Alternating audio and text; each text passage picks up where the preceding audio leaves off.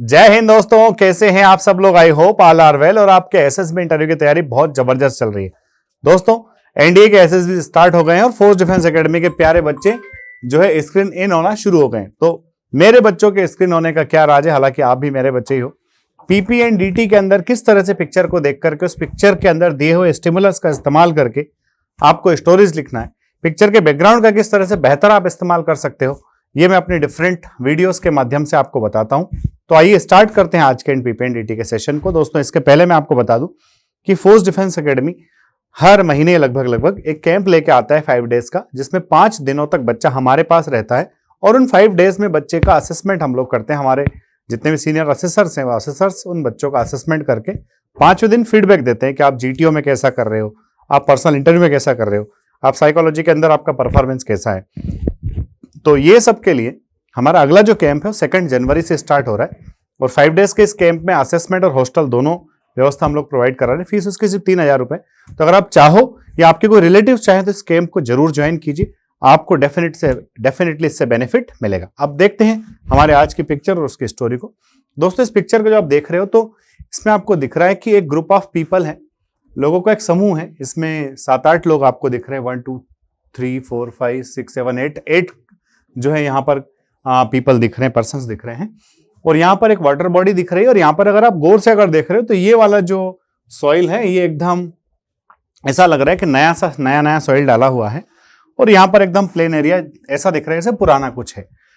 तो इसको देखने के बाद हमको ये लगता है कि आप इसको इमेजिन ऐसा कर सकते हैं, ये किसी गांव के पास का सीन है, वहां के उस गांव के ही ये लोग हैं और ये लोग इस पॉन्ड के पास गए, यहाँ इस पॉन्ड से रिलेटेड कुछ एक्टिविटी इन्होंने कराई है। अब मेरा आप लोगों को एक ऑनेस्ट सजेशन ये है कि जब भी कोई इस तरह का काम, कोई क्लीनिंग या फिर डीपनिंग है ना, गहराई बढ़ाना, क्लीनिंग कराना, इस तरह के काम जब आप कराते हो तो कहीं टूरिस्ट स्पॉट पे जाके ऐसा सब नहीं कराना भाई। जो व्यक्ति टूर पे गया है, जो व्यक्ति पिकनिक पे गया है, वो सब ये सब नहीं करेगा।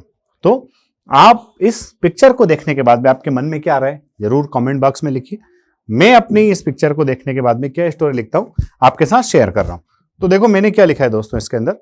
Rahul a graduate boy was well aware of the water scarcity problem of his village. की राहुल जो है उसका ग्रेजुएशन हो चुका है और अपने गांव की वाटर स्कार्सिटी की जो प्रॉब्लम है उससे वो वेल अवेयर था कि भाई हमारे यहाँ गर्मियों में पानी एकदम खत्म हो जाता है और हमारे जो केटल्स हैं वो भी परेशान होते हैं और लोग भी परेशान होते हैं।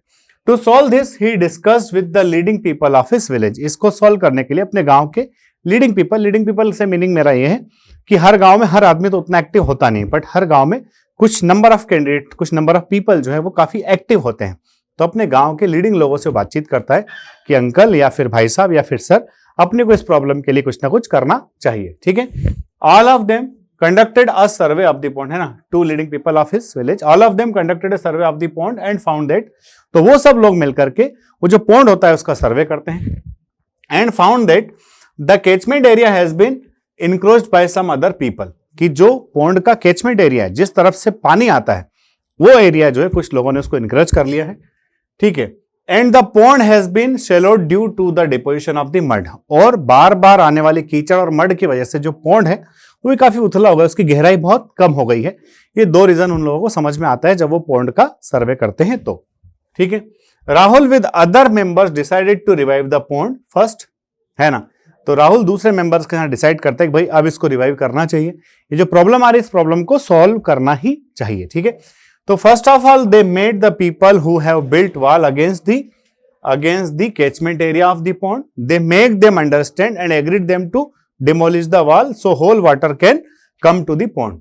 तो पहले प्रयास में वो लोग क्या करते हैं, वो लोग जो है जाते हैं उन लोगों के पास जिन्होंने कैचमेंट एरिया के अंदर वॉल बना ली थी। इंक्रोचमेंट करेंगे जनरली तो वॉल बनाने थे लोग, अब दीवारें खड़ी कर दे, ऊंचे ही कर दे मिट्टी से, तो फिर पानी आ नहीं पाता है उतना।